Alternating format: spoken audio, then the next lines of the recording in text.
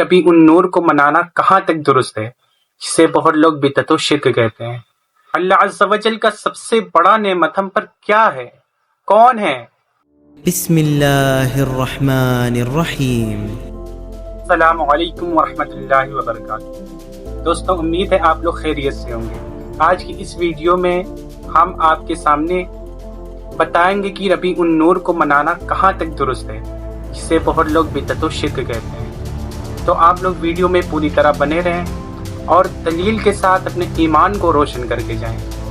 वअम्मा बिनिअमति रब्बिका फहद्दिस।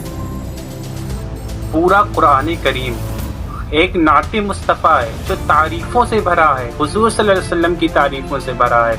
लेकिन उसमें से मैं आपको एक आयत और बयान करूँगा जिसमें अल्लाह अज़्ज़ा वजल फरमाता है वअम्मा बिनिअमति रब्बिका फहद्दिस, यानी अपने महबूब की नेमत का खूब से खूब चर्चा करो, अपनी रब के नेमत का खूब चर्चा करो।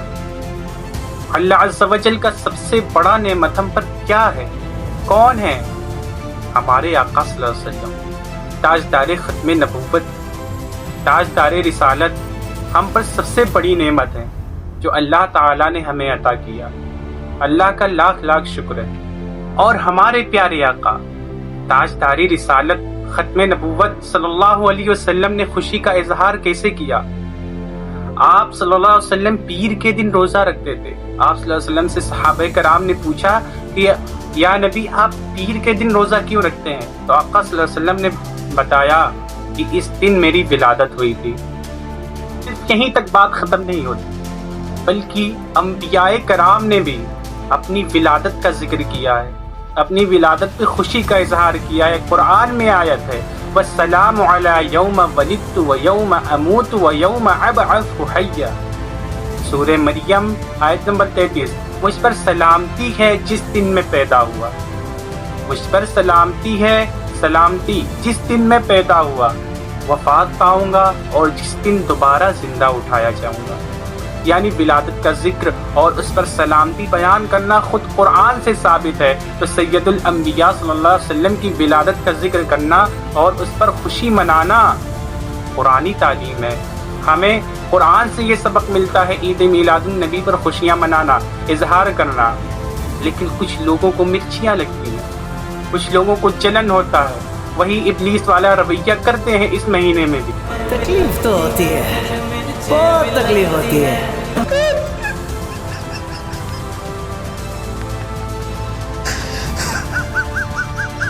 तकलीफ होती है, तुझे मिर्चें भी लगती है, जब बारहवीं लाइटों से गलियां भी सजती है। क्यों चिढ़ता है तू देख के झंडों की बहारें? ताज़ीम नबी हो तो सभी अच्छी लगती है।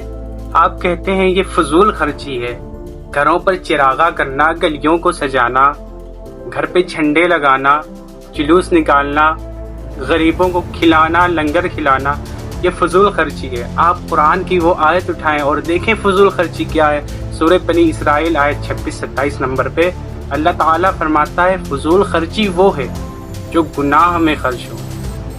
शराब, जुए, फहाशी पर खर्च फजूल है, लेकिन कुरान की तिलावत, नाते मुस्तफ़ा, दुरूद शरीफ, गरीबों को खाना खिलाना, ये सब इबादत है, फजूल खर्ची नहीं है। ये सब फजूल खर्ची नहीं है, बल्कि ये सब इबादत है। हदीस में एक और बात मिलती है कि आका सल्लल्लाहु अलैहि वसल्लम ने फरमाया तुम में से कोई मोमिन नहीं हो सकता जब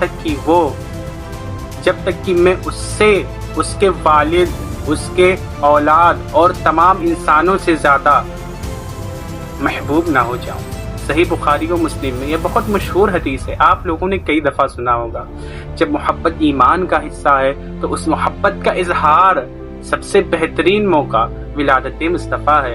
आका सल्लल्लाहु अलैहि वसल्लम की विलादत का मौका है उस मोहब्बत का इजहार करने का। आप तारीख के पन्ने को उठाकर देखें, तारीख पढ़ें, मीलादुन नबी की महफिलें मुसलमानों में सदियों से मनाई जा रही। तारीख की किताबों में है कि मशहूर फातेह सुल्तान सलाहुद्दीन अय्यूबी रहमतुल्लाहि ताला अलैह के दौर में उनके भाई ने मीलाद की बाकायदा महफिलें शुरू करवाईं।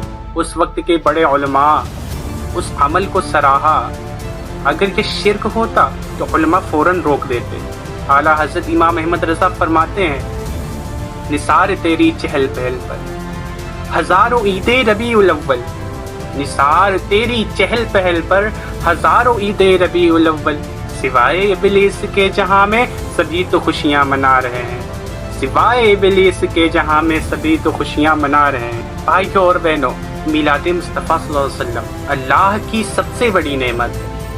اللہ کی نعمت کا چرچا ہمیں قرآن کی آیتوں سے سیکھنے کو ملتا ہے کرنے کا، تو اللہ کی سب سے بڑی نعمت کا چرچا ہم کریں گے۔ قرآن و حدیث سے ثابت ہے، جو کہ صحابہ و تابعین اور اولیاء کے زمانے سے جاری ہے، یہ نہ شرک ہے نہ فضول خرچی، بلکہ ایمان اور محبت کا ایک حصہ ہے۔ امید ہے آپ لوگوں کے ذہن سے سارے سوالات ختم ہو گئے ہوں گے، لیکن ان کے ذہن سے یہ سوالات نہیں مٹیں گے جن کے دل پہ مہر لگ گئی ہے۔